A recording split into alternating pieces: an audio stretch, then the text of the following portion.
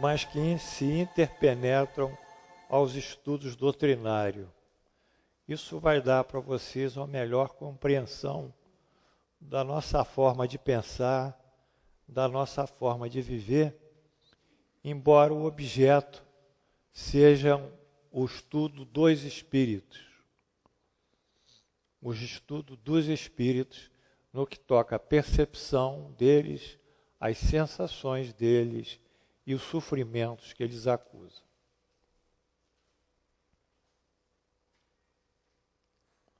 Muito bem, nós vimos esse texto e Allan Kardec agora faz uma dissertação sobre isso, que ele denomina ensaio teórico sobre as sensações dos espíritos.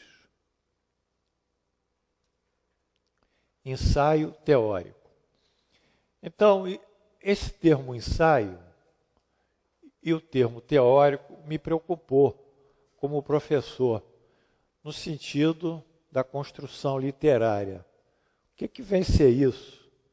O que vem ser escrever ciência, escrever filosofia, escrever literatura e, dentro desse contexto, o que vem ser escrito por Allan Kardec e o que vem sendo escrito aí por dezenas, talvez já de milhares de livros espíritas, de médiuns os mais diversos, numa verdadeira, eu diria, poluição doutrinária.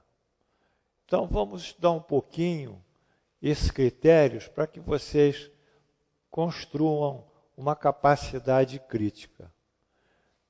O Amilcar ligou aqui?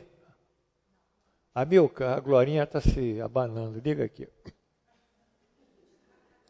É que a percepção fica melhor, a gente vê tudo.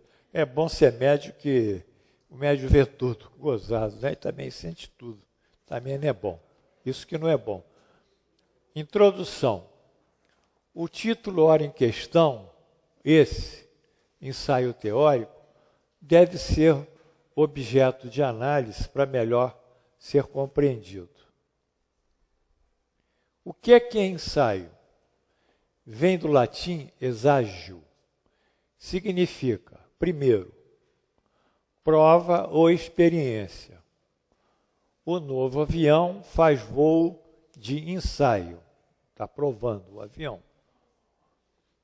A escola de samba fez o seu primeiro ensaio. Os artistas ensaiaram a peça. E em química, ensaio de uma nova substância. Estou tentando produzir um novo remédio, uma nova droga. Eu estou ensaiando as combinações. Amilcar, fecha ali, por favor. As combinações químicas que possam gerar uma nova substância. Então, o primeiro significado é prova. Em literatura, é uma obra literária em prosa. Ângela sabe bem isso. Que é uma maneira natural de escrever ou falar. Mas é um discurso que vai em linha reta até o final.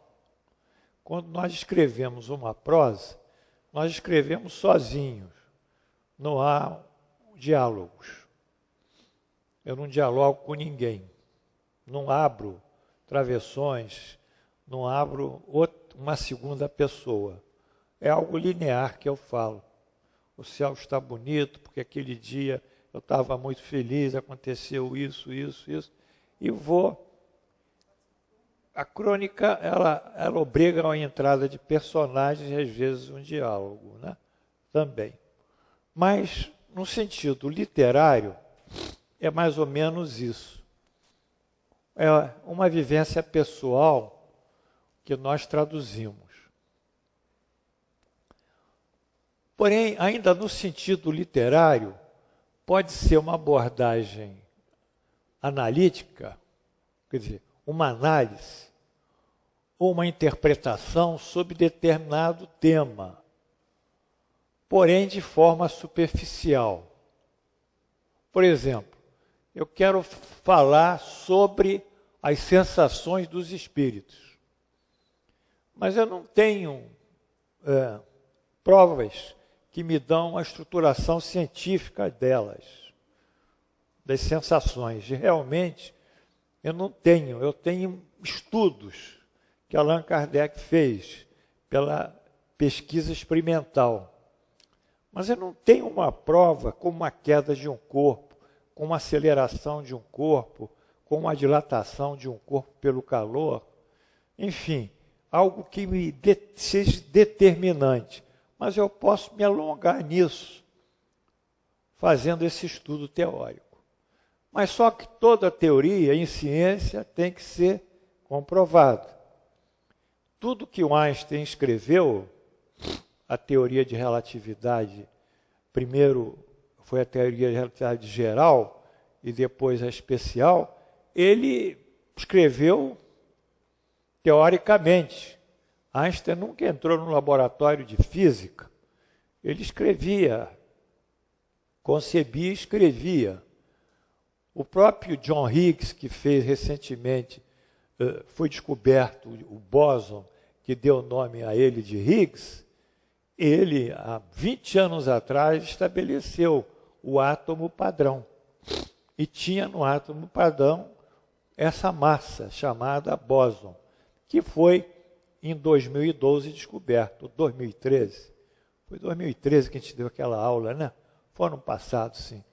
Então, o ensaio é um estudo, pode ser de caráter científico, interpretativo, mas nós não conseguimos ainda chegar à cientificação ou cientificação. Tanto faz, né? Nós não chegamos. De toda forma, ele já é um avanço no conhecimento científico. Então, quando Allan Kardec escreve ensaio, ele não fala teoria, porque muitos escritores espíritas lançam teorias, mas teorias precisam ter uma comprovação. E eles escrevem sem comprovação. Então, na realidade, é isso que Allan Kardec está propondo aqui. Vamos andar um pouquinho. É o que pretende Allan Kardec. Inclusive ao apor o adjetivo teórico. Ou seja, texto introdutório sobre as sensações dos espíritos. Ainda não explicativo do ponto de vista do estilo científico. Porque o espiritismo, ele trabalha na observação experimental, que é chamado empirismo. Ele não tem aparelhos. Nós não temos aparelhos para detectar mediunidade, para detectar os fenômenos de efeitos físicos. Nós não temos, mas temos uma repetição constante, uma frequência.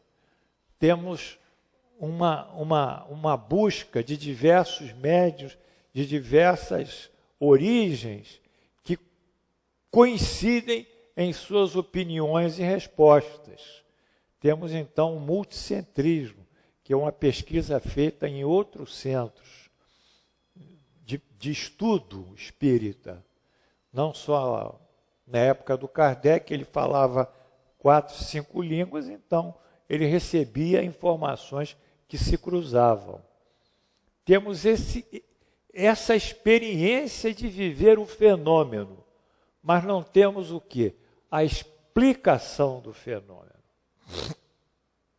Quando nós explicamos o fenômeno e dizemos, sim, a queda desse corpo é porque existe uma força de atração sobre ele, que é a Terra, a massa da Terra. E isso está estatuído por Newton, dizendo que matéria atrai matéria, na razão direta da massa. Quanto maior a massa, e a Terra é uma massa imensa, maior o poder de atração. E na razão inversa, quer dizer, quanto mais distante, daquilo que atrai do quadrado da distância que separa. Então, isso é uma fórmula, isso é um princípio da mecânica, da física, da área da física mecânica, e é uma ciência. Mas nós não temos ainda essa quantificação, mas isso não impede que os fenômenos existem, se manifestem, atuem. Outro lado também importante nisso é, por exemplo, são os remédios que os índios usam, as ervas.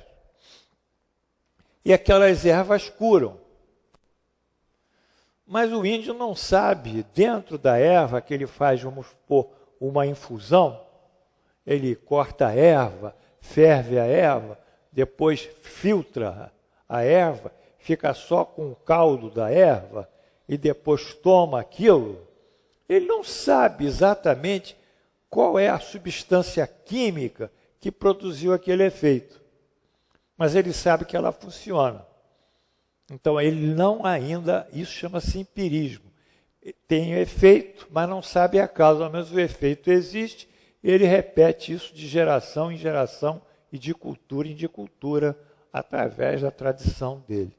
Ao homem cabe separar aquele princípio ativo, quer dizer, aquela substância que produz aquele efeito, como, por exemplo, uma raiz indiana, reserpina, que levou a um remédio antihipertensivo. Né? Então, é mais ou menos isso que nós passamos, mas isso não desacredita a doutrina em nada, porque a doutrina se repete, e os fenômenos estão aí. E o cume da nossa doutrina é a moral de Jesus, essa que realmente todos nós vivemos com a concepção de segurança. Mas isso nos dá uma capacidade crítica para realmente selecionar os trabalhos que nos são apresentados, para ver se eles têm o cunho da veracidade ou são opiniões pessoais de um observador, tipo um repórter. Né? Isso a gente vai ver. Então, a síntese do que eu disse é isso. Um ensaio, na sua significação literária, pode ser um estudo experimental, como nós vimos aqui, experimentar uma nova substância na química. Na literatura, uma forma natural de escrever ou falar. Aqui, Amilcar, por favor. Com o sentido linear das palavras, ou uma dissertação, como é o caso do Kardec, com uma abordagem aqui está errado, oficial de um tema, que pode ser analítica ou interpretativa, porém ainda não está dentro do estilo científico. Por isso que ele usou o termo ensaio teórico. Está claro? Ele é cauteloso, ele é prudente, ele não quer atirar, nem se interessa em ficar dando tiros de conhecimento. Agora, o Felipe está aqui, que é da revista, não é por acaso, né, Felipe? Agora vamos ver o reverso disso, o outro lado. Os chamados livros espíritas, que abordam, por exemplo, curas espirituais, não deixam de ser considerados ensaios,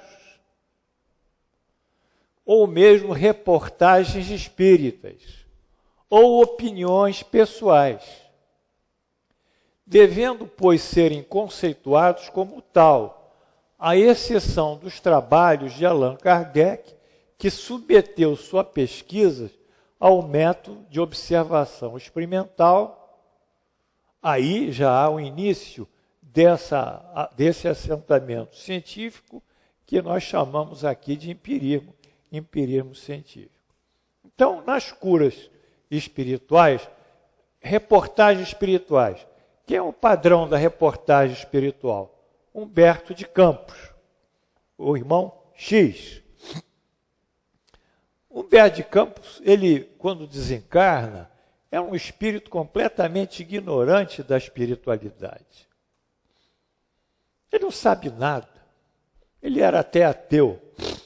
um indivíduo que dominava com muita beleza a literatura, era um dos melhores escritores, né, da época, mas ele desconhecia qualquer coisa religiosa. Então, quando ele desencarna, ele toma contato com a realidade do mundo espiritual e começa a escrever. Mas ele não tem ainda aquela evolução moral que o capacite a ter credibilidade daquilo que ele fazia, embora esteja bem feito e embora realmente tenha uma didática ali por trás daquilo que ele escreve. Uma boa didática, sobretudo a obra, uma das melhores obras que ele tem, não é? Que é, se não me falha a memória, Boa Nova. Não é Boa Nova a melhor obra dele? É Boa Nova, sim. Né? Um livrinho pequenininho sobre Jesus. É Boa Nova, sim. É Boa Nova. É um livro maravilhoso, mas não vamos dizer que ele teve acesso a Jesus. Tem outros livros dele que ele fala que teve acesso sobre Judas, que Judas até hoje ia a Jerusalém se penitenciando. Tem outros livros que dizem que Judas já encarnou como Joana d'Arc, enfim. É uma pleia de informações diferentes. Mas ele conduziu aquilo dentro de princípios morais coerentes. Mas é um repórter. E veio pela pena de Chico Xavier. Outras opiniões pessoais, nós temos aos montões. Aos montões, que eu nem preciso dizer que são opiniões pessoais de escritores espíritas, que falam sobre ectoplasmia, sobre fenômeno, falam sobre o que eles quiserem. Mas não há ainda alguma coisa consistente. Interpretam as curas espirituais, mas não há uma coisa consistente. Não é uma ciência.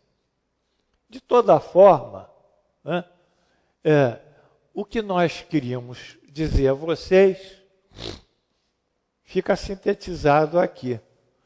Os livros espíritas, em Allan Kardec, como ele usou o método de observação experimental, sendo os observados dele os médiuns de diversos lugares, diversas culturas, enfim, e formou um consenso com eles sobre as informações, consenso esse que reproduzia um cunho de veracidade, ele deu um caráter científico dentro do empirismo. Mas nem nenhuma vergonha de ser empírico. Eu já disse isso antes, porque a psicologia é empírica. A psiquiatria, que eu sou psiquiatra, nós somos empiristas. Por quê? Porque nós não temos o diagnóstico firmado e o que gera, por exemplo, um quadro psicótico até hoje. Nós não sabemos o que gera um quadro psicótico. Se é uma alteração genética, se é um distúrbio sináptico, se é uma produção anormal de neuropeptídeos, proteínas cerebrais, não sabemos. Não sabemos até que ponto que a classificação nossa dos problemas mentais é chamado transtornos mentais. Eu já falei isso aqui. A classificação nossa são transtornos mentais, não é doença.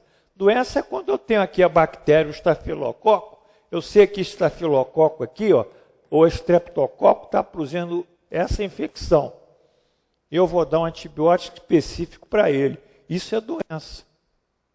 Doença eu sei quando esse fígado não está metabolizando bem as gorduras e está trazendo um quadro de insuficiência hepática. Isso eu sei. Eu sei. Doença eu sei que essa virose aqui existe, da catapora, do sarampo, da rubéola, e eu identifico o vírus, eu sei. Aí isso é doença. Mas na psiquiatria, eu não tenho o mecanismo, nem o que gerou aquele quadro psicótico. O neurótico, seja que for, bipolar, e vai por aí. Mas eu medico empiricamente. Medico até com sucesso. Amém. Agora, a psicologia também transita no empirismo, porque ela não sabe, como nós somos irmãos, psicólogos e psiquiatras, é tudo igual, então, mas não é vergonha, é que nós não temos ainda condições de ver isso. Naturalmente, a doença mental, no caso do transtorno mental, ele vai ter aquela origem que nós vimos, que é uma origem espiritual, e que o homem ainda não descobriu isso, porque os cientistas são todos ateus. 90% dos cientistas são ateus, então eles não acreditam em nada e não querem nada de Deus dentro lá do laboratório de pesquisa. E esses outros autores aí, espíritas, autores variados, ou escrevem ensaios com opiniões pessoais, reportagens com opiniões pessoais, mas não tem caráter científico. A gente pode ler aquilo como um romance. Não diferencia muito de um romance, a não ser que houvesse uma casuística boa. Quer dizer, que se documentasse o doente, né? Eu vim aqui com uma insuficiência cardíaca, muito bem. Então está aqui os exames do tamanho do coração, os exames, cintigrafia do miocárdio, vai fazendo os exames. A cineoangicoronariografia, vai fazendo todos os exames. Os exames de ejeção sistólica, os cálculos, caracterizou isso e de repente o cara ficou curado. Aí houve a cura. Mas poucos centros documentam isso. Então a coisa fica flutuando. Esse que é o problema. Que parece que os centros não têm interesse em documentar os seus doentes que tratam. Um ou outro pode...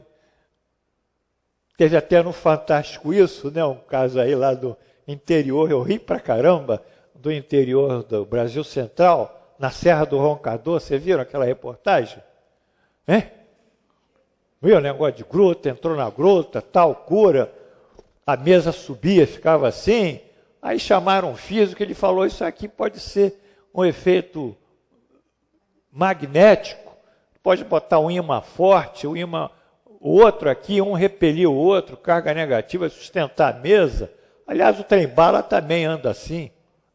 No Japão, ele anda em cima de um colchão de magnético, ele não toca no chão. A 500 quilômetros, se ele tocasse no chão, a roda dele pegava fogo. Aí não deixaram. E outras coisas lá porque os meus mentores não querem que haja desconfiança, não sei o quê, e aquele blá, blá, blá, que para nós que somos cascudos, esse blá, blá, blá está sempre se repetindo. E nós não sabemos exatamente o que acontece. O que nós sabemos é que a fé cura. Como? Não sei. Então pode chegar lá um sujeito doente e acreditar que vai ser curado, lá no Brasil, na Serra do Roncador, e vai ser curado. E aí? Curou. Porque cura. Cura. Jesus já dizia isso, sem essas coisas. Então, eu queria trazer isso a vocês, essa visão da literatura e do que Allan Kardec produziu. E muitos me perguntarão, e sobre o Chico Xavier? O Chico Xavier era um médium mecânico. Médium mecânico. Pina, seja bem-vindo, boa noite. O médium mecânico, ele é mecânico. Você sabe o que é mecânico? Mecânico é rodou o motor do carro, começa a funcionar a mecânica dele. Você não precisa mexer em nada. Então, o Chico é um médium mecânico. Ele bota a mão assim na testa e vai escrevendo, nem sabe o que escreve. Ele escreve tão bem, aliás, que toda hora o que ele escreveu lá, que não é ele, é o espírito, eu tenho que pegar o orelhão e ler, para ver o que está escrito lá, que é muito complicado às vezes. São palavras que a gente nem conhece, e são palavras corretas, em estilos maravilhosos. Então, o Chico, como médium mecânico, é um perfeito. Foi o mais perfeito médium psicógrafo que nós tivemos até hoje. É uma figura admirável. Agora, o que os espíritos escrevem é da responsabilidade dos espíritos, não é do Chico. Porque o Chico apenas transcreve, psicografa. Hein? Mas aquilo ali tem credibilidade. Não é? Tem credibilidade. Pode ser que o espírito comunicante, às vezes, falha. Porque nenhum espírito é perfeito. Mas aquilo ali tem credibilidade. Nós temos que ver que aquilo ali funciona. A psicografia mecânica, né? Mecânica. Ou automática, como dizia Allan Kardec. Bom, então, quando Allan Kardec aqui botou o termo teórico, ele reforça o objeto especulativo e filosófico do seu texto, que em nenhum momento repete-se, pois tem a pretensão de dar um caráter definitivamente científico ao que é por si proposto. Ele não tem a pretensão de dizer que isso é a última coisa. Por isso que ele botou teórico, tá? Ele é honesto no que ele falou. Então, ele escreveu um trabalho, mas deixa aberto aquilo para ser questionado. Bom, mas isso foi só a introdução do título, a honestidade do professor Kardec. Agora vamos ao trabalho em si, que eu paragrafei para poder entender melhor. É a pergunta 257. O corpo é instrumento da dor. Se não é a causa primeira, é pelo menos a causa imediata. A alma tem a percepção da dor. Essa percepção é o efeito. Isso aqui é uma dissertação, tá? Essa aqui é um parágrafo. Que ele diz, o corpo é um instrumento da dor. Se não é a causa primária da dor, é pelo menos a causa imediata. A alma tem a percepção da dor. Essa percepção é efeito. Então a alma percebe o que o corpo capta. O mecanismo da dor encontra-se no organismo. O estímulo doloroso ocorre pelos nervos até sua integração no cérebro. Do cérebro passa via perispírito para a alma, que é o espírito encarnado, a qual o percebe como dor. Então, está o esquema aqui, mais um pouquinho, do que nós dissemos. Nós temos uns corpúsculos e uns sensores de dor em todo o organismo. Porque a dor é importantíssima. Ela é o sinal vermelho de que uma coisa está ocorrendo de anormal. Ai do cara que não sente dor. Que ele vai ter um problema sério e não vai verificar esse problema. A dor, a febre e muitos sintomas são coisas importantíssimas, são sinais de alerta para o médico. Hein?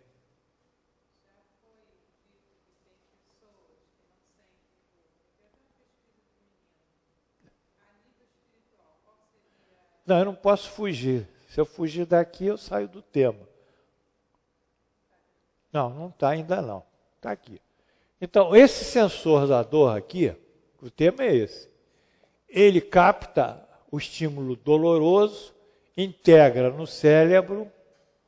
O cérebro tem uma dimensão aqui entre o cérebro e o perispírito de energia. Aqui é matéria perispiritual, aqui é matéria física, vai para o perispírito e o perispírito passa para o espírito, que é essa luz aqui, e o espírito é que assinala a dor. Quem assinala a dor é o espírito. Quem percebe a dor, no caso, é o nosso organismo físico. Porém, desencarnados sentem dor, embora não tenham organismo físico. São criações mentais dele que geram a dor. Vamos andando. Aí continua Allan Kardec. A lembrança que o espírito, ou que a alma, que dela conserva, pode ser muito penosa, mas não pode produzir ação física. Quer dizer, aí já estamos falando da alma. Com efeito, nem o frio e o calor podem desorganizar os tecidos da alma. A alma não pode congelar-se nem queimar. Não vemos todos os dias a lembrança ou a preocupação de um mal físico produzir os seus efeitos e até mesmo causar a morte? Todos sabem que há pessoas amputadas causando dor em membro que não mais existe. Esse membro não pode ser a sede ou ponto de origem da dor. Foi o cérebro que fixou esta impressão. Estudo. Então, ele quer dizer o seguinte, a alma em si, ela não, o espírito em si, ele em si mesmo, ele é indene a qualquer sensação física. Mas se ele é ativado pela ideia, que é o corpo causal, a ideia, e no caso a ideia é essa lembrança, ele pode ter a sensação de dor, mas que efetivamente não é um estímulo, é uma evocação mental, ou é uma ideia. E há pessoas que amputaram o membro e que continuam, amputaram a perna, no caso de uma insuficiência vascular por diabetes, um pé diabético, enfim, que tem que amputar porque necrosou, mas ele continua sentindo a perna, embora não tenha mais a perna. Então, nesse momento, eu tive que andar um pouco para tocar assuntos muito importantes para o dia a dia nosso. São duas questões da medicina psicológica, a psicologia, que eu tive que tocar em cima disso aí, da evocação do psiquismo. Primeiro, a hipocondria. Hipocondria. O que é hipocondria? É um transtorno mental em que há uma depressão com uma preocupação obsessiva de doença. Eu não quero falar aqui em obsessor, que isso não é o tema da aula. Isso é o tema de outras aulas. Quando a gente estudar o livro dos médiuns, a gente vai entender isso. Mas o sujeito depressivo, frequentemente, ele acusa a dor. Acusa uma disfunção. Eu tenho colegas que tratam distúrbios no ritmo cardíaco com um antiarrítmico e mais um antidepressivo com amplo sucesso. Se só for antiarrítmico, não resolve. Então, essa preocupação constante com a doença, que está associada a um quadro depressivo, é chamado hipocondria, mania de doença. O portador do transtorno julga-se sofredor de doença que migra com frequência de um órgão para o outro. Às vezes ele começa a ter uma dor aqui, um dia está com dor de garganta, outro dia com dor lombar, outro dia está com dor articular, e aquilo vai migrando. Mas aquilo, na realidade, é o que nós chamamos em psiquiatria de distúrbio somatiforme. Somatoforme. Quer dizer, é um distúrbio produzido pelo psiquismo dele no organismo. Isso é psiquiatria.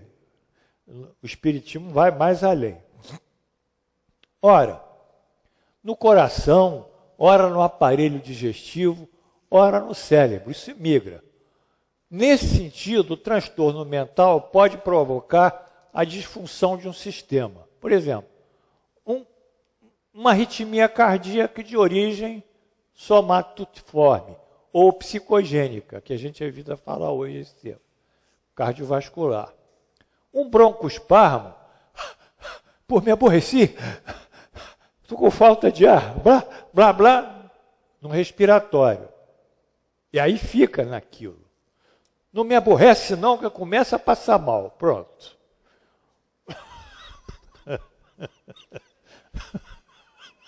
Tá certo?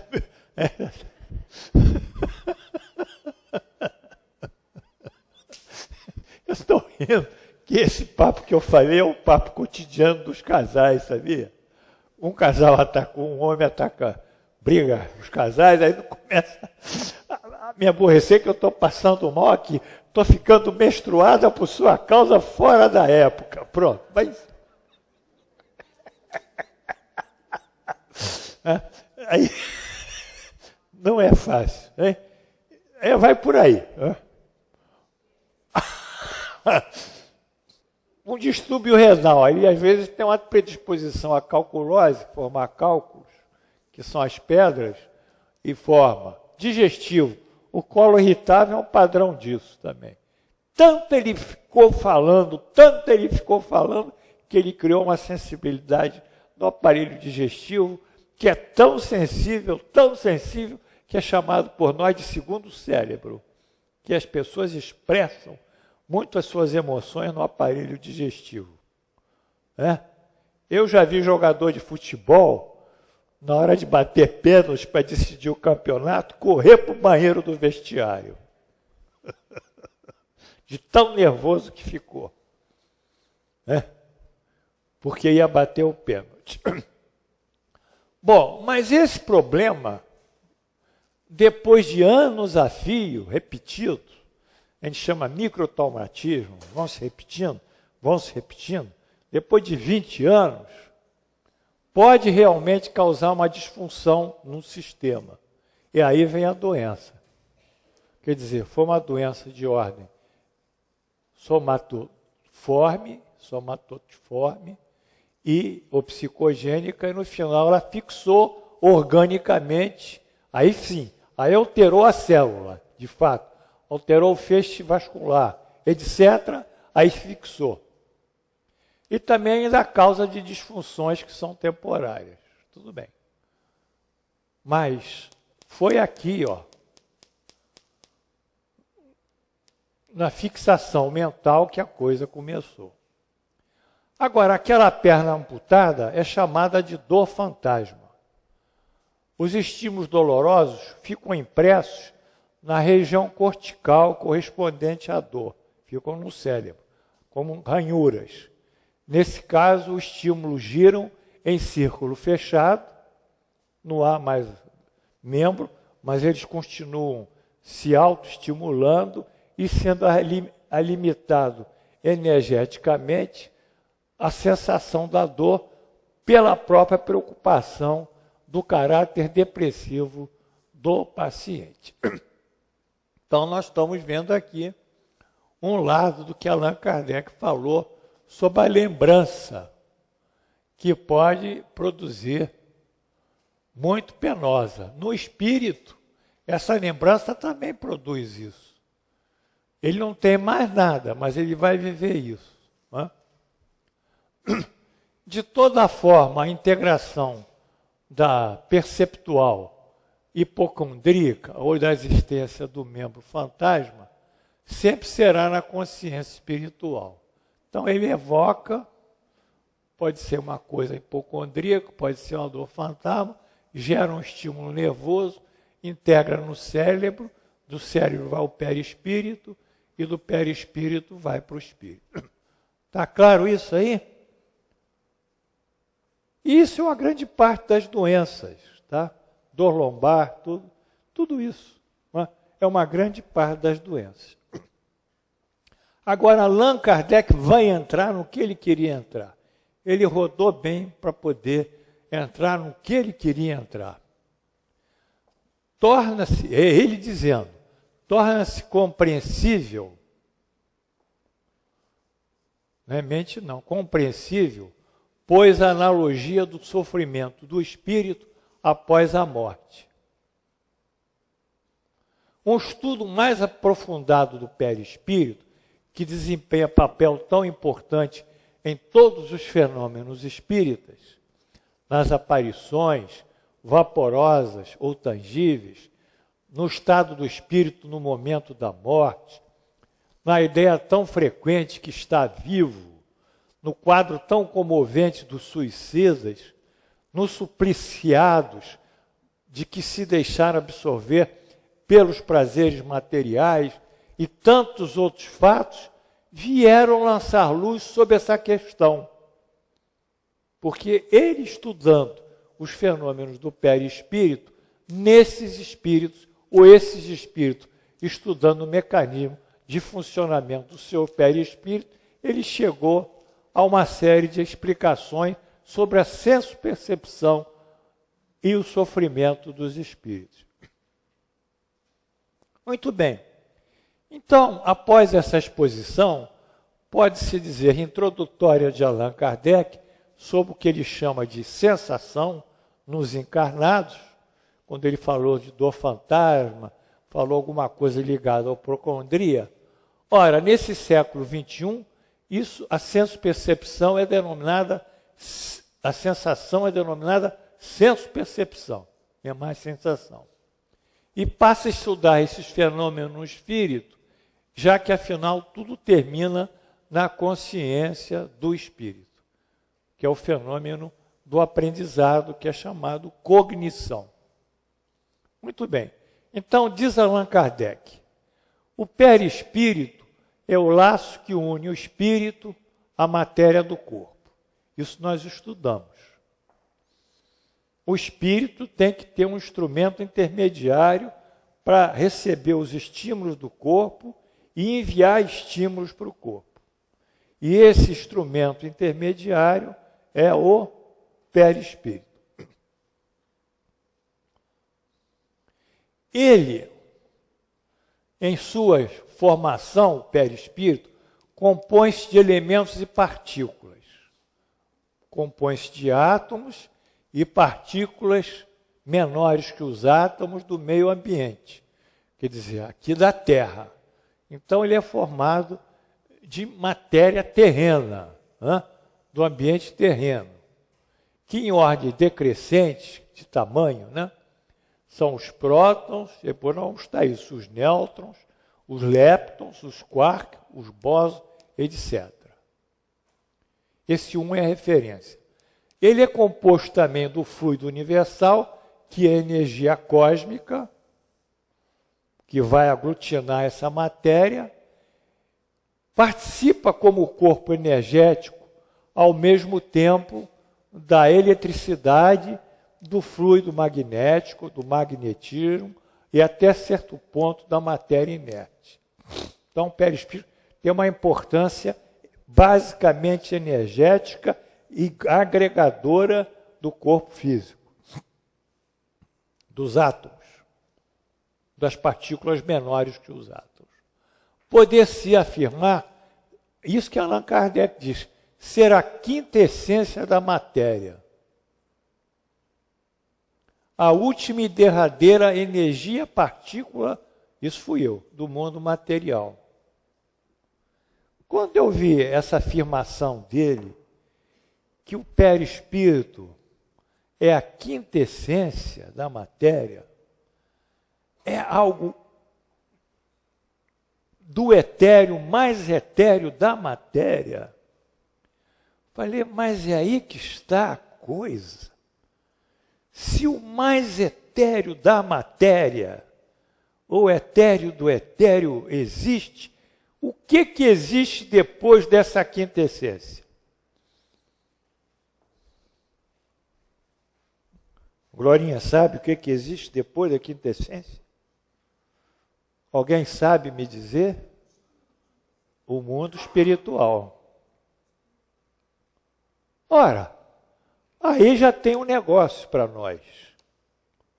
Se a coisa vai se rarefazendo, vai se eterizando, vai diminuindo de energia, e chega um tempo essa energia muda, Há um limite entre a matéria e o espírito, uma transição. Essa transição é o perispírito. E esse perispírito é o grande instrumento nosso de estudar o mundo espiritual. E não é à toa que é verdade, porque em todos os fenômenos mediúnicos nós precisamos do perispírito. Sem perispírito não há fenômeno mediúnico, nem inteligente e nem de efeito físico. Está claro isso? Não existe. Não existe. Não existe psicografia, psicofonia, efeitos luminosos, sons, raps. Não existe nada que a gente conheça que os espíritos tragam para cá sem o perispírito. Ou sem essa matéria, que é essa matéria transicional, mundo material e mundo espiritual. Então, nós chegamos a um ponto importante, que nós vimos alguma coisa em outras aulas sobre isso. Não é? Vimos sim. Pelo que se depreende das palavras de Allan Kardec, a mais etérea energia partícula, que eu uso esse termo energia partícula, que é um termo einsteiniano, porque matéria e energia é a mesma coisa, são estados diferentes. Energia partícula do mundo material. A mais etérea energia partícula do mundo material forma o perispírito. É o ponto de transição entre espírito e matéria. E talvez a energia partícula que antecede, quiçá, a última partícula menor que as partículas elementares, ainda por eles, pelos cientistas, a ser descoberta, chamado préons, porque eles já estão estudando os préons. Os préons já são objeto de estudos teóricos pelos fortes indícios indicados pelos trabalhos dos físicos de partículas elementares. Citação 2. Então, nesse quadro aí, vamos subir? Não, subiu demais. Pode subir mais um pouquinho, amigo. Aí. Mais um pouquinho. Pronto. Nesse quadro aí, nós temos algo muito criativo para nós. E eu quero que vocês me ajudem a adivinhar algumas perguntas. Bom te ver aqui. Adorei a tua filhinha. Concepção de partículas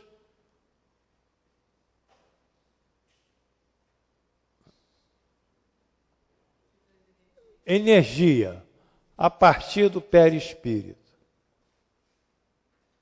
Ele falou que é quintessência. Quintessência é o vinho tem uma quintessência, que é a parte mais pura da uva, né? Então, aqui para cima é a energia da partícula espiritual. Energia partícula espiritual. Aqui. Esse é o mundo espiritual. Está aqui, a energia. Logo embaixo tem o mundo espiritual. Embaixo do mundo espiritual tem energia partícula perispiritual. E aqui vem o mundo material. Então, nada disso surpreende. Porque Allan Kardec já disse isso. Que o perispírito, aqui, perispírito, é o intermediário entre o corpo físico e o mundo espiritual. Não tem nada de extraordinário isso. Já foi dito. Energia está em tudo. Tudo. Tudo. A energia é força criadora, né? Muito bem. Então, se nós entendermos que essa dimensão aqui é uma outra forma de energia no mundo espiritual, e que essa dimensão aqui é a forma de energia ou partícula do mundo material, e que isso se faz nessa transição mundo espiritual, mundo material, através de uma energia comum aos dois, que vai progressivamente se eterizando ou progressivamente se densificando, nós vamos ter, então, a região limítrofe, a região intermediária entre o mundo espiritual e o mundo material. O que representa isso? Tudo. Porque o mundo espiritual atuará sobre o mundo material através dessa formação aqui energética. E o mundo material atuará aqui sobre o mundo espiritual através da formação energética. Está claro? Senão eu vou sentar na cadeira, aí vou dizer cansado. Está claro? A gente não atua no mundo espiritual? Como é que a gente atua no mundo espiritual? Vou botar o chapéu de rabino. Os judeus usam um chapéuzinho assim. Pronto. Pronto, está aqui. Nosso pensamento. Botei aqui. Pronto. Virei rabino. Vamos lá? Como é que a gente chega ao mundo espiritual? Eu? Você? Não, negativo. Eu estou vivão. Estou vivo aqui. Pensamento. Eu vou sentar aqui. Pela prece. Allan Kardec diz que a prece é uma energia que vibra, a energia espiritual, e se transmite ao mundo espiritual, e de acordo com a pureza dela, a pureza do coração, a pureza do sentimento, ela vai ganhando cada vez mais força e sobe a espaços celestiais, aonde estão os espíritos mais elevados.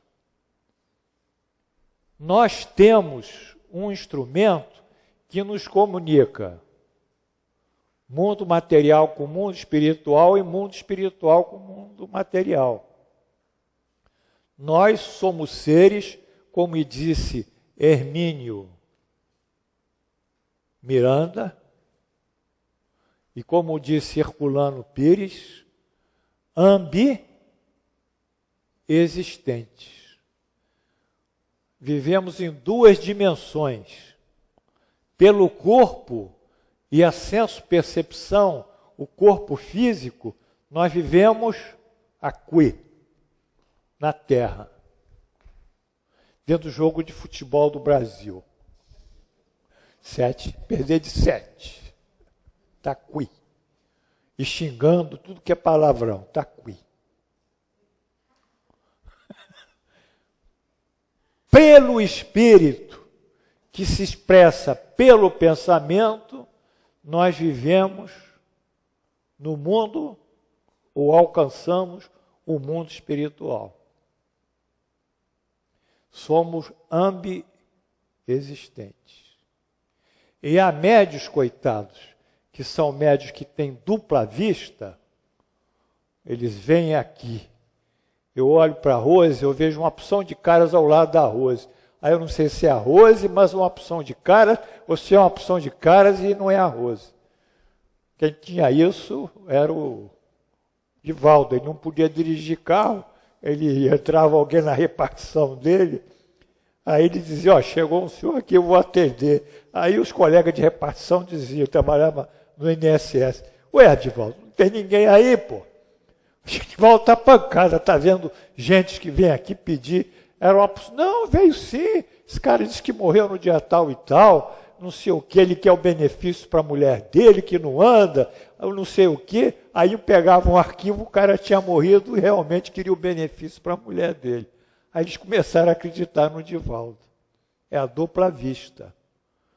Mas a dupla vista é um negócio que perturba o sujeito, que ele não sabe se é vivo ou desencarnado que ele está vendo.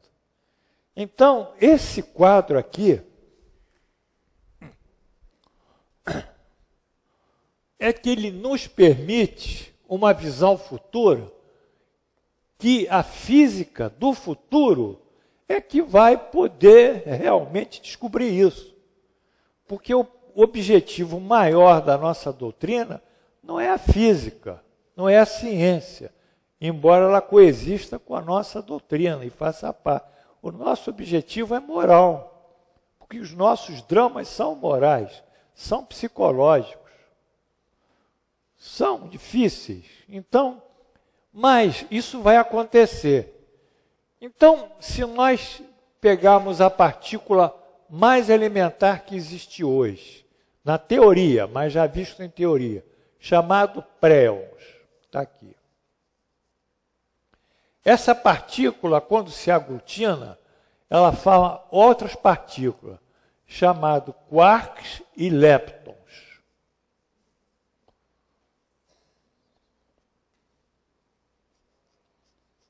Essas partículas, quarks e leptons, é que formam prótons, nêutrons e elétrons. Vocês estão me acompanhando?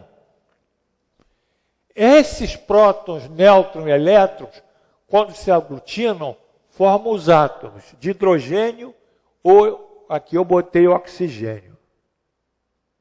Quando o hidrogênio se aglutina, ele forma um elemento químico, hidrogênio, oxigênio. Aí já está definido na tabela de classificação das substâncias químicas. E quando o oxigênio se combina com o hidrogênio, vice-versa, forma a substância que é a água.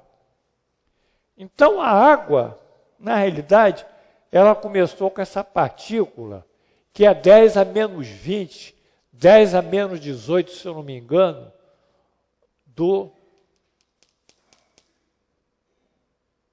metro. É 1 metro dividido 18 vezes. É um negócio que é trilhão, se eu não me engano. 1 trilhão menor. Mas existe uma partícula além, menor do que o préon, que é o pré-préon, que a ciência não chegou ainda. E talvez pelos métodos que ela tem, ela não vai conseguir chegar, os métodos físicos puros. E tem uma outra partícula, que é a partícula que aglutina isso aqui, ó, que diminui a energia, chamado bósons. Os bósons seguram, são cimentos. Aí tem energia nuclear fraca, energia nuclear forte, tem os bósons, tem a força da gravidade e tem o eletromagnetismo. São todas as forças que a gente conhece hoje. O resto vem daí. Então, antes do bóson, o que a gente vai encontrar? Mais um préon? E antes do préon, o que a gente vai encontrar?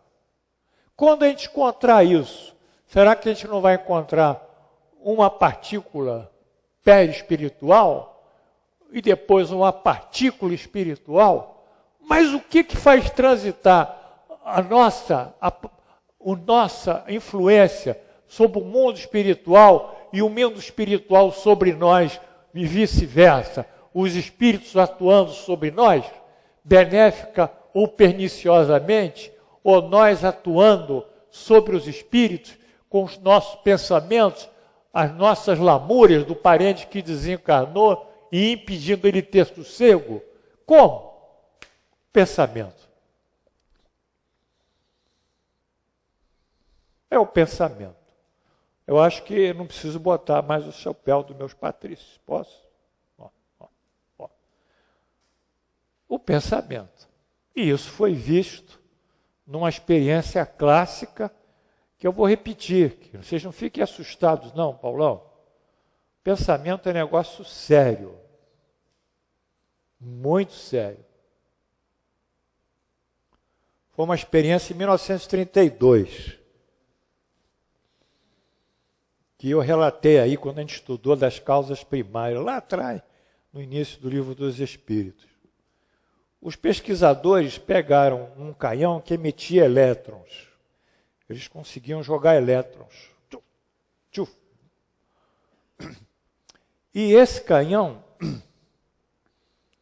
no fundo, eles atiravam num painel, assim, um painel de chumbo, onde o elétron não penetra, e o painel tinha 2 orifícios. Um aqui, outro aqui. E atrás do orifício tinha uma película de filme. Então ele pedia assim, ô Paulo, atira no orifício da direita. Aí eu apontava, falei, não vou atirar no orifício da direita não, acho que eu vou atirar no da esquerda. Bum! Ia lá para a esquerda, eu apontando para a direita.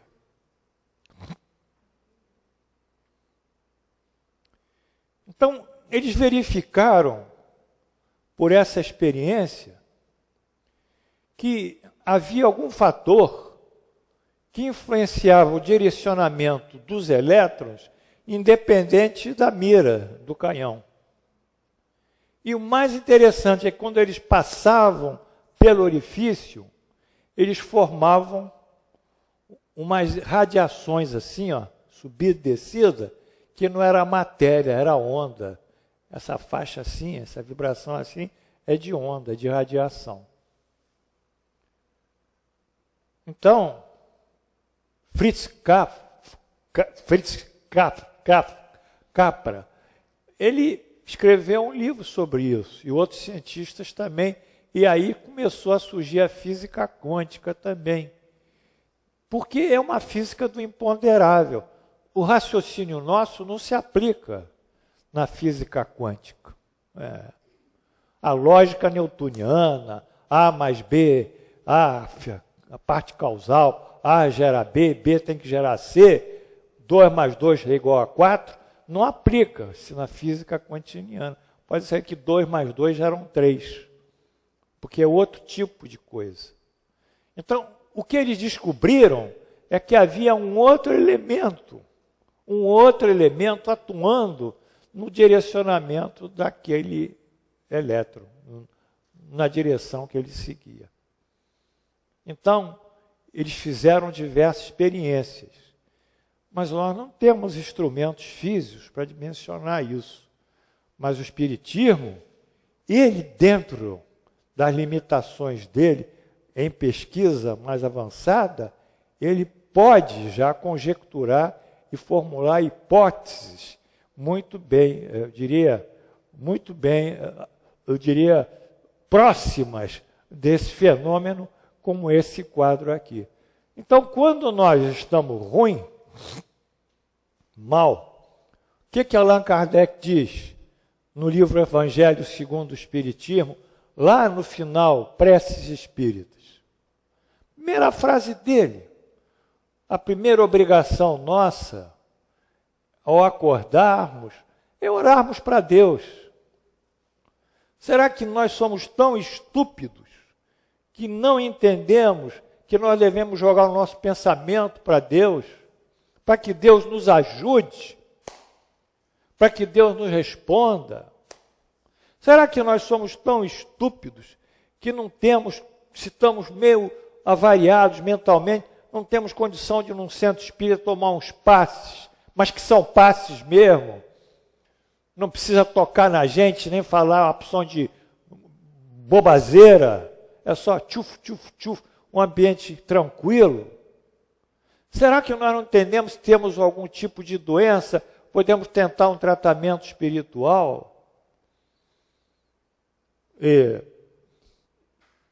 Sem precisar o espírito tocar na gente, sem nada, porque eles têm outros recursos de pegar a energia espiritual e transformar em material, e esse material atuar sobre nós próprios.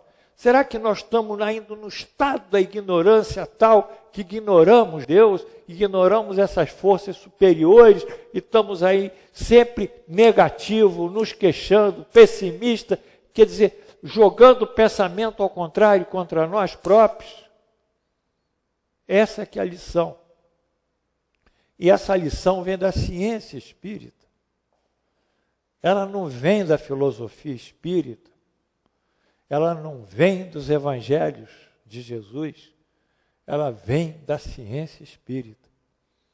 Quando nós conseguimos a cada dia melhorar o nosso quadro mental, melhorarmos mesmo, e para melhorarmos o que nós temos que fazer, está aqui, aí vem o Evangelho, nós temos que fazer a psicoterapia de base evangélica.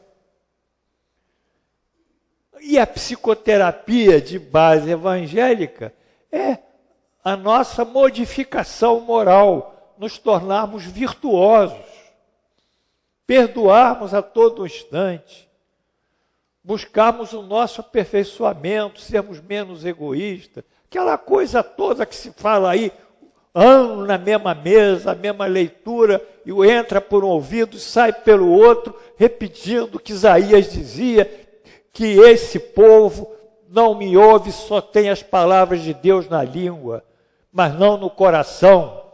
E Jesus dizia também, repetindo Isaías, tem olhos, mas não veem, e ouvidos, mas não ouvem. Não entra.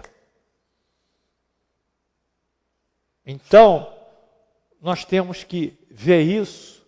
Finalmente, a aula está terminando. Eu só vou contar um caso aqui de um drama, depois disso, de um drama de um espírito, coitado, que tem todas as sensações corporais. Vamos lá? Bom, Allan Kardec diz, o perispírito é o princípio da vida orgânica, isso é verdade, porque ele aglutina a matéria, mas não da vida intelectual, pois ela reside no espírito. A vida intelectual realmente é o espírito. O espírito é a inteligência. O perispírito, ao gradualizar suas partículas e energias, condensar a energia, caminha para a formação das energias partículas materiais, no sequenciamento observado lá naquela figura. E assim pode explicar a formação da matéria orgânica. A vida intelectual, como foi assinalado, reside no espírito. O espírito é a própria inteligência. Inteligência e espírito são sinônimos. Não a inteligência intelectual, a inteligência que Deus nos legou. Agora, o espírito, perispírito, é o agente das sensações externas. No corpo, essas sensações estão localizadas nos órgãos, que lhe servem de canais. Ele quer dizer os órgãos da senso-percepção, ouvido, etc. Destruindo o corpo, as sensações se tornam generalizadas.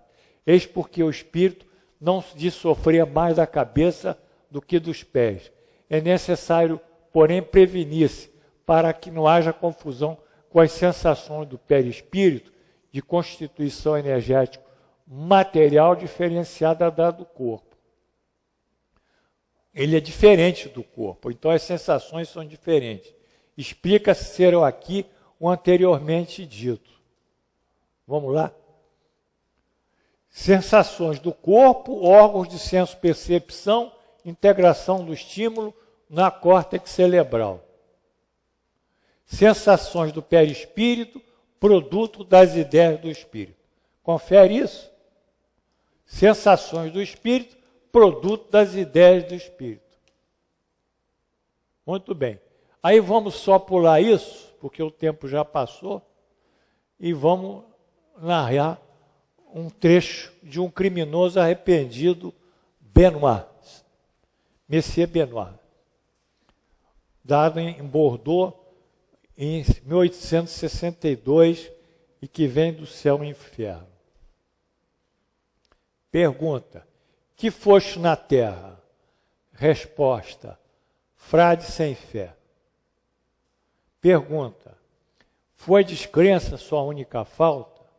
Resposta: só ela é bastante para acarretar outras? Quer dizer, só ela já é suficiente. Podereis dar alguns pormenores sobre a vossa vida? Ser-vos-á levada em boa conta a sinceridade da confissão. Resposta: pobre indolente, ordenei-me para ter uma posição, sem pendor, aliás, para tal encargo. Inteligentemente consegui essa posição, influente, abusei do meu poderio, viciado corrompia aqueles que tinham por missão salvar, cruel perseguia aqueles que procuravam reverberar os meus excessos, os pacíficos foram por mim inquietados. As torturas da fome de muitas vítimas eram extintas pela violência. Agora sofro todas as torturas do inferno, ateando minhas vítimas ao fogo que me devora. Sente ser queimado. A luxúria, que é a sensualidade e libertinagem, e a fome insaciáveis me perseguem, cresta-me os lábios e a sede e os lábios escaldantes, sem que uma gota lhes caia em refrigério. Então, Benoit descreve isso tudo. Mas tudo isso é produto de quê? Do pensamento de culpa, do remorso de Benoit. Porque ele não tem que ter sede, ele não tem que ter a boca seca, ele não tem que sentir queimado o corpo, porque isso aí não existe isso lá. Mas existe sim por força do pensamento dele. Então eu volto a dizer aquela epístola de São Paulo aos Romanos, que ele diz, morte, morte. Ele diz, não morremos, somos transformados. Temos corpos materiais e corpos celestiais. A morte nos transformará. A morte nos transformará. Ela é uma transformação. Permaneceremos vivos. Morte, morte, aonde está o teu aguilhão? Ele interroga. Aí ele responde, o aguilhão da morte é a culpa. Ele é claro, o aguilhão da morte é a culpa. Esse inferno aqui do Benoit. É fogo que ele devora, que ele sente devorado. Então, lá em cima, não tem como fugir das ideias que o indivíduo criou, fez. Essas ideias todas que ele cometeu de errado, tudo que ele fez, volta sobre ele. E ele tem que confrontar isso tudo. E vai sofrer por isso tudo até se arrepender e até pedir uma nova encarnação, onde ele já não volte como frade, mas volte para poder reparar o mal que ele fez. Então a morte não existe, mas vencendo a morte, a culpa vence. O aguilhão dela continua, o remorso continua, a lei da causa e efeito transita encarnação a encarnação, vida espiritual a vida espiritual. Então a síntese dessas sensações do espírito são essas, nesse momento. São produtos da ideação dele. Lógico que se o indivíduo é um indivíduo puro, ele vai ter ideias puras e vai viver numa situação de felicidade. Ele não vai precisar dessas coisas. Mas o importante, que eu acho, é que nós temos um elemento de intercomunicação entre o plano espiritual e aqui, o plano material. Não, André? Fala para mim. Assim.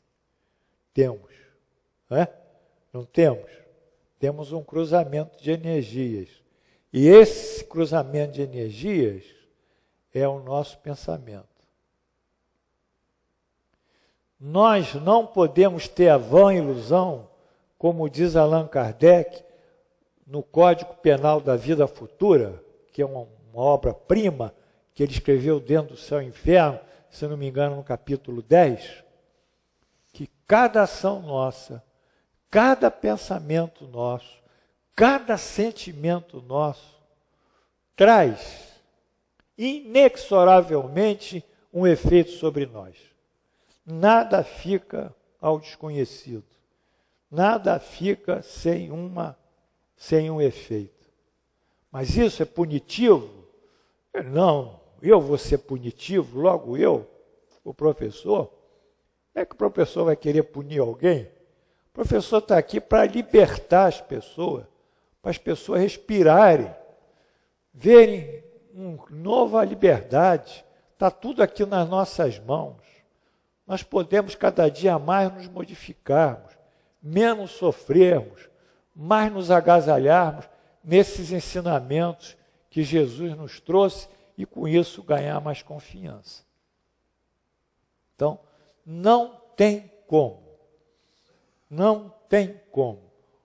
Ou nós seguimos os exemplos evangélicos e nos modificamos, ou não seguimos e vamos sofrer as consequências das nossas ignorância e da nossa imprudência. Mas a felicidade aqui, Ângela, está nas nossas mãos. Está naquele remedinho, no spray que está aí para você colocar e acabar com a tua rinite. Tá? Pessoal, nós temos direito a ser felizes. Aleluia! Isso aqui não é aleluia dos evangélicos, não. É aleluia de quem conhece. É aleluia do conhecimento. Viva o conhecimento, viva o saber. Nós estamos com destino a esculpi-lo nas nossas mãos. Estão aqui, no nosso coração e no nosso cérebro. Façamos sempre o bem. Perdoemos a todo instante. Sejamos pacientes, sejamos indulgentes. Abriguemos sempre aquele que precisa de um apoio, de um carinho, de uma palavra de consolo e de reconforto. E com isso, então, nós estaremos entrando, como eu falei aqui para o André, pelo nosso pensamento aqui, nesse plano energético aqui. Ó. A coisa é tão bonita, que ontem teve uma figuração sobre ela, porque o Galvão Bueno, que é um cara que eu não vou muito com ele, que eu acho que ele devia ter se aposentado há um bocado de tempo e deixado os meninos falar, a outra geração, ele falou uma coisa boa ontem, falou assim, pois é, o jogo está sendo visto por bilhões de pessoas, é aqui, ó, tem até os astronautas que estão vendo o jogo. Os astronautas estavam vendo o jogo lá em cima. Os astronautas, né? Essa foi ótima. Então, nós podemos também chegar lá no mundo dos astronautas pelo nosso pensamento e fazer coisas belíssimas lá em cima. Então, pessoal, por favor, vamos ser felizes. Nós temos direito a ser felizes. Deus nos deu condição de sermos felizes. Aleluia, aleluia, aleluia, pelo saber, pela libertação. E hoje é um dia magnífico para nós, porque é o dia em que a monarquia francesa em Rodin começou a época republicana, começou no mundo. Foi 14 de julho de 1789, com os precursores, com os iluministas, não é? Que foram a filosofia que empurrou os reformadores, e foi por isso que em 1804, poucos anos depois, a Revolução foi em 89 e Allan Kardec nasceu em 1804. Né? 89 são 15 anos, né? 15 anos após, Allan Kardec nascia, porque a França era o lugar certo para o espiritismo ser divulgado. Era o lugar modelo, era um lugar que ele teria liberdade de expor a ideia deles sem ser perseguido, como outros renovadores foram, desde Martim Lutero. Não é? Liberté, égalité, fraternité. Não, vive la France, vive le Brasil. Vive Brasil. Nós merecemos. Somos um povo muito bom. Vocês viram ontem os alemães dançando a dança dos pataxós? Quem viu? Viu? Os pataxós, como receberam eles, depois eles ficaram felizes, fizeram assim, assim, assim, se juntaram. O ritual dos pataxós, homenagearam quem? A nossa brasilidade. Os caras alemães que são frios, eles saíram, poxa, esse povo perdeu e está feliz. Nos receberam bem. Eles nunca vão ter isso lá na Rússia. É impossível. Bom, então, isso é finir. Viva os pataxós também, que nos ajudaram aqui.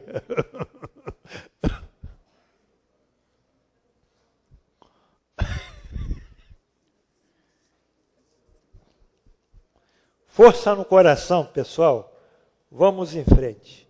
Ave Maria.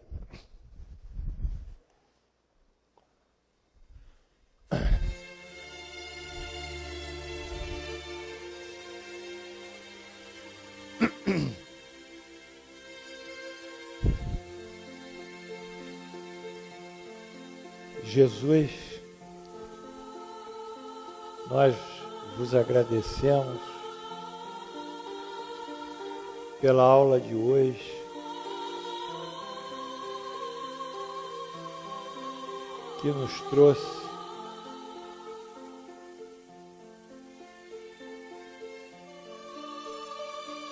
novas perspectivas em relação à nossa vida, ao nosso destino, a forma de convivermos com a nossa família, a nossa sociedade.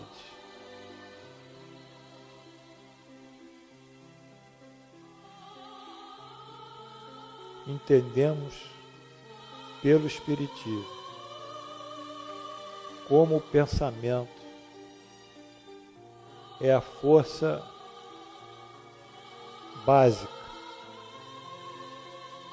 de toda a criação, porque Deus criou com a sua energia o mundo, condensou a matéria, condensando energia. Com a sua inteligência, gerou essa criação e até hoje a gere. Com seu amor, abençoou e beneficiou essa criação. Que esse ambiente de luz nos envolva, nos fortaleça, nos abrace. Senhor, esteja conosco. Abençoe a todos os alunos e seus familiares. Abençoe esses irmãos cujos nomes se encontram nesse papel. Antônio Vicente, Armando Coelho Freitas, 84.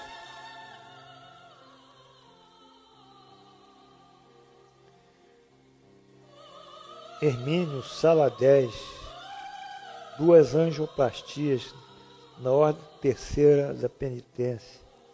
Vai sair bem. Todos esses cujos nomes estão nesses papéis, que precisam de paz e tranquilidade em seus lares, saúde. E todos esses que desencarnaram, que necessitam ter uma visão melhor sobre o mundo espiritual. E assim, em vosso nome, e em nome de Deus Onipotente,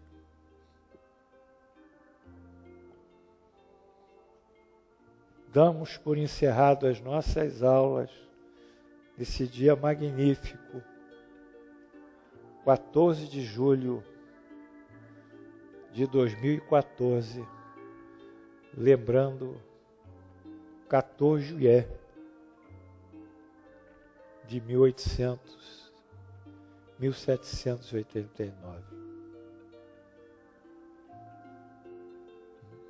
1789.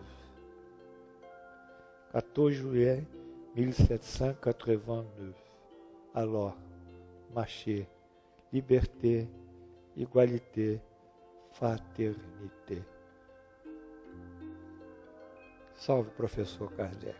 Graças a Deus.